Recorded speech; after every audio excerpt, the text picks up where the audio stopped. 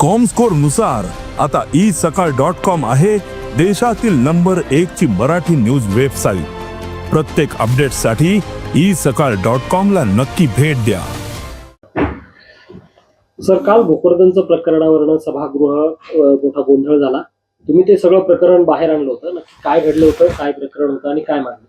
खरं तर महाशिवरात्रीच्या दिवशी कैलास बोराडे नावाच्या एका महादेवाचा भक्त असणाऱ्या, थोडंसं शिक्षण कमी आणि शेतकरी असणाऱ्या आणि थोडासा भोळसर स्वभाव असलेल्या या माणसाला विस्तवामध्ये लोखंडी रॉड लाल बुंद करून त्याच्या हातापायानं चटके देणं, त्याच्या गुप्तांगात ते सळई खुपसणं किंवा त्याला हाताला, मानाला, पोटाला चटके देणं, हे माणुसकीला काळीमा फासणारी घटना भोकरदन तालुक्यातल्या, जालना जिल्ह्यातल्या भोकरदन तालुक्यातल्या अनवा गावामध्ये घडली।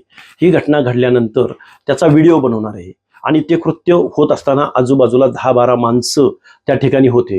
हे प्रकरण माणुसकीला काळीमा फासणारं प्रकरण होतं आणि ह्या प्रकरणामध्ये कोण आरोपी आहेत आणि का हे केलं गेलं हे मी त्या अनवा गावामध्ये जाऊन मी तिथल्या एसपींना भेटलो, त्याच्या आईवडिलांना भेटलो, गावातल्या गावकऱ्यांना भेटलो, त्या घटनास्थळी गेलो। हे सगळं प्रकरण बघत असताना या महाराष्ट्रामध्ये माणुसकीचा काळीमा फासणाऱ्या ही जी घटना घडली, या घटनेविरुद्ध आवाज उठवण्याचा प्रयत्न केला। सगळ्यात पहिल्यांदा मी पोस्ट लिहिली, तिथं जाऊन पोहोचलो, एसपींना भेटलो, त्यातला एक आरोपी अटक झालाय, पण त्याला वरदहस्त असणारा त्याचा भाऊ नवनाथ दौंड पाटील नावाचा जो उभाटा पक्षाचा तालुका प्रमुख आहे, त्याची गुन्हेगारी पार्श्वभूमी आहे, खाजगी सावकारीचा धंदा आहे आणि त्याची त्या गावामध्ये खूप मोठी दहशत आहे। याच्या अगोदरही त्या नवनाथ दौंडनी त्या गावामध्ये अल्पसंख्याक समाजावरती हातात कुऱ्हाड घेऊन त्यांना जीवे मारण्याचा प्रयत्न केलेल्याचे व्हिडिओ सुद्धा आहेत।